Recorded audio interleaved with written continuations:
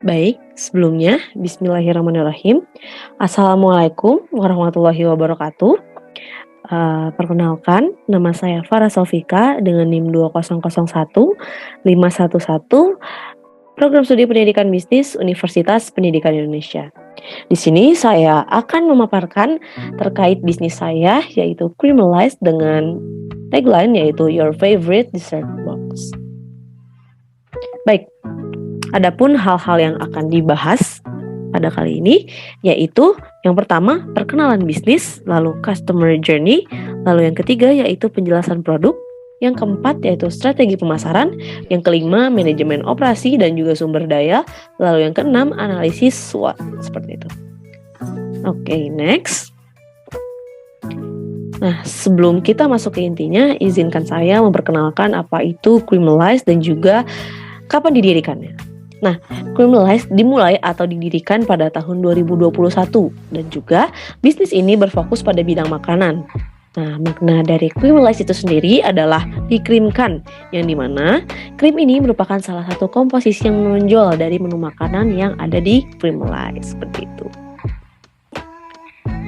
Oke, mungkin bisa teman-teman lihat logo dari Creamalize itu sendiri sama seperti menu makanannya yang praktis ya. Creamalize ini memiliki logo yang simple. Nah, dengan font yang berwarna hitam melambangkan kekuatan, berat, formalitas, keseriusan yang diharapkan bisnis Creamalize ini menjadi sebuah kekuatan dan juga keseriusan dalam saya gitu menjalani sebuah bisnis. Lalu adapun outline persegi panjang yang juga memberi pandangan akan kesesuaian, kedamaian, soliditas, keamanan, juga kesetaraan, yang dimana kemasan makanan dari Creamalize itu sendiri menggunakan kotak sehingga terjaga keamanannya, seperti itu. Oke, next dari identifikasi. Seiring berkembangnya zaman, berkembang pula makanan yang ada di Indonesia, termasuk juga dessert box. Nah, dessert box ini adalah jenis makanan kekinian yang masih banyak digemari hingga sekarang. Mungkin teman-teman tahu, biasanya dessert box ini dibuat dari kue berbagai rasa.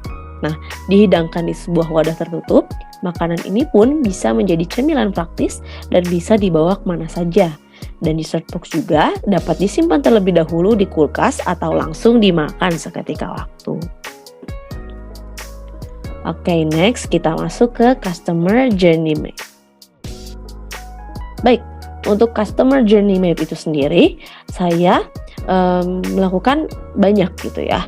Nah, mulai dari customer activities untuk awareness-nya, saya melihat konten media sosial dan juga mendengar dari teman dan juga keluarga. Untuk consideration-nya, mempertimbangkan harga dan kualitas produk dengan brand yang lain. Untuk decision-nya, customer ini mungkin akan memilih produk dan juga melakukan pemesanan. Lalu untuk delivery end use-nya, customer ini akan menerima produk sesuai pesanan, lalu menghubungi customer service. Lalu juga menikmati kualitas produk. Untuk loyalty dan advocacy-nya, diharapkan customer itu akan melakukan repeat order gitu ya. Lalu customer ini membagikan pengalamannya dan juga review agar calon pembeli ini akan fix gitu membeli kepada saya. Oke, next untuk the product. Mungkin ini ya yang akan teman tunggu-tunggu, apa sih produk dari Creamalize itu sendiri. Oke, yang pertama yaitu red velvet. Nah, untuk red velvet ini komposisinya yaitu tepung terigu, gula, telur, margarin, vanili, TBM, liquid red velvet, dan juga whipped cream. Adapun kemasan dari dessert box saya itu sendiri yaitu 10 x 10 cm dengan berbahan dasar akrilik gitu, yang dengan harga yang saya jual itu mulai dari 40.000 gitu. Selanjutnya ada Choco Crunchy. Nah, untuk Choco Crunchy ini komposisinya masih sama, tetapi saya ganti dengan menggunakan cocoa powder dan juga selai coklat, seperti itu. Nah, untuk harganya itu sendiri masih sama di harga 40.000. Baik, untuk selanjutnya ada juga green matcha. Nah, untuk green matcha ini juga sama komposisinya dan juga diganti menjadi matcha powder dan juga selai matcha, seperti itu. Untuk harganya pun masih sama, 40.000. Nah, manfaat produk. Manfaat produk yang saya miliki yaitu menjadi makanan penutup dan juga mungkin sebagian orang yang menjadikan dessert ini menjadikan perbaikan mood gitu, sehingga seseorang itu merasa bahagia seperti itu. Lalu untuk keunikan dan keunggulan dari bisnis saya ini sendiri, yaitu saya memiliki banyak varian rasa dan juga bahan baku yang berkualitas gitu, dan juga adapun harga yang terjangkau gitu. Baik, selanjutnya ada manajemen pemasarannya. Nah, dari sisi segmenting, untuk segmentasi pasar geografis, saya ini masih di area Bandung dan Cimahi gitu. Karena untuk saat ini saya masih belum menerima untuk ekspedisi ke luar kota gitu. Ditakutkannya produk yang saya miliki kemungkinan hancur gitu ya. Lalu untuk segmentasi pasar demografis, saya memiliki rentangnya gitu ya, untuk usia dari remaja hingga dewasa, untuk jenis kelaminnya perempuan dan juga laki-laki, lalu pendapatannya bisa dari bawah, menengah dan juga ke atas, lalu statusnya dari semua kalangan status gitu ya, bisa yang sudah berkeluarga atau misalkan teman-teman yang masih jomblo ataupun yang sudah punya pacar gitu. Lalu dari pendidikannya dari semua kalangan pendidikan gitu. Lalu segmentasi pasar psikografis, saya melihat dari gaya hidupnya, orang yang menyukai dunia kuliner dan juga suka makan gitu ya. Pasti orang yang suka makan sudah pasti dia akan tertarik dengan produk yang saya miliki. Lalu adapun segmentasi pasar perilaku, yang saya harapkan sikap saya menjaga tata bicara yang sopan, ramah dan juga berpenampilan yang rapi seperti itu. Untuk targeting, target dessert box dari Creamless yaitu bagi seluruh kalangan pendapatan, mulai dari bawah hingga atas, dari kalangan usia muda, dari remaja hingga dewasa, dan juga produk ini cocok bagi orang yang menyukai dunia kuliner dan makan gitu. Untuk positioningnya, nah Creamless saya memposisikan sebagai penjual dessert box yang dapat dipesan oleh semua kalangan, dengan adanya berbagai macam varian rasa, yang tentunya dengan kualitas yang bagus serta dengan harga yang sangat terjangkau. Nah, kita masuk untuk ke tagline-nya. Untuk tagline-nya itu your favorite dessert box. Makna dari tagline ini adalah sebagai doa agar bisnis dessert box yang saya buat menjadi favorit bagi para customer gitu, sehingga melakukan pemesanan kembali. Amin gitu ya. Nah, untuk marketing 7P. Nah, untuk produk yang saya miliki yaitu dessert box gitu kan. Untuk harganya start from 40.000. Lalu untuk produknya saya masih homemade gitu ya. Dan domisili Bandung dan juga Cimahi. Untuk promotion, saya melakukan penawaran langsung dari mulut ke mulut dan juga melalui WhatsApp dan juga Instagram gitu. Untuk people yaitu terdiri dari saya sebagai owner dan juga adapun kurirnya gitu. Kalau misalkan ingin menggunakan kurir, ada ojek online gitu. Lalu untuk prosesnya, pengemasan dan juga pengiriman yang aman dan terkendali, maka akan membuat pelaksanaan produksi lancar dan berhasil mencapai target gitu.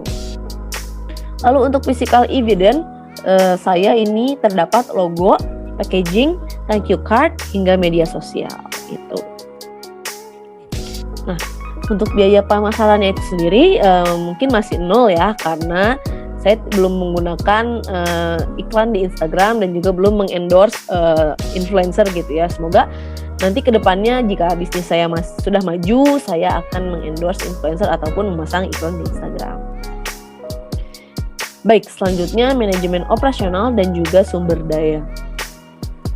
Nah, adapun alat dan bahan yang perlu untuk dessert box ini sendiri, yang pertama ada alat produksi yaitu timbangan untuk menimbang terigu, gula, dan lain-lain. Lalu ada mangkok, spatula, sendok, mixer, plastik, kemasan akrilik dan juga gelas takar. Mungkin yang di sini belum tercantum yaitu cetakan untuk dessertnya. Lalu ada pun bahan produksi yaitu tepung terigu, telur, gula, garam, margarin, vanili, TBM, whipped cream dan juga bubuk rasa. Nah, proses produksi yang saya lakukan yang pertama yaitu membeli bahan bakunya gitu ya, sudah pasti. Lalu yang kedua yaitu saya mengecek pesanan. pemesan ini membeli jenis apa gitu. Lalu yang ketiga yaitu membuat pesanan. Lalu yang keempat yaitu packaging and delivery. Baik, di sini ada biaya yang dibutuhkan. Saya membutuhkan modal sebesar 1.500.000. Nah, untuk modal pribadi saya ini sebesar 1 juta dan sehingga masih kurang gitu ya. Akhirnya saya meminta pinjaman kepada orang tua sebesar 500.000 dan akhirnya muncullah total menjadi 1.500.000 seperti itu. Nah, adapun sumber daya gitu ya yang dimiliki oleh bisnis saya ini. Nah, seperti tadi ada alat produksi, bahan produksi gitu. Nah, di sini saya tambahkan ada sumber daya atau seperti kayak owner dan juga ojek online. Nah, untuk sumber daya manusianya itu sendiri ada saya sebagai owner dan juga ada GoSend atau Grab Express sebagai ojek online. Adapun analisis SWOT-nya yang terakhir. Nah, untuk strength atau kekuatan, saya memiliki cita rasa yang enak, varian yang beragam, dan juga bahan yang berkualitas tinggi. Lalu weakness atau kelemahannya, saya masih kekurangan SDM gitu ya, dan juga promosi yang belum cukup efektif, dan juga pembeliannya sistemnya masih PO sehingga para pembeli itu belum bisa mencoba produk saya secara langsung dan cepat untuk 1 hari gitu ya. Lalu atau opportunities, saya memiliki pasar yang luas mulai dari remaja hingga dewasa. Lalu saya itu menyesuaikan yang sedang tren gitu. Seperti di Sweatbox. Nanti kalau misalkan ada tren lagi, insya Allah saya akan menambahkan menunya gitu. Untuk treats gitu ya. Nah, ketakutan saya ini, saya takut bermunculan usaha makanan yang baru gitu. Nah, bagaimana caranya saya bersaing dengan usaha makanan yang baru? Mungkin saya akan lebih meningkatkan brand awareness gitu ya. Selanjutnya yaitu persaingan harga sama pebisnis makanan. Ini yang sangat saya takuti gitu ya. Tapi insya Allah harga yang saya buat dan yang saya cantumkan itu sudah murah gitu ya. Seperti itu. Oke. Sudah selesai. Baik, terima kasih sebelumnya dan sesudahnya. Mohon maaf bila ada kekurangan. Billahi taufiq wa hidayah. Wassalamualaikum warahmatullahi wabarakatuh.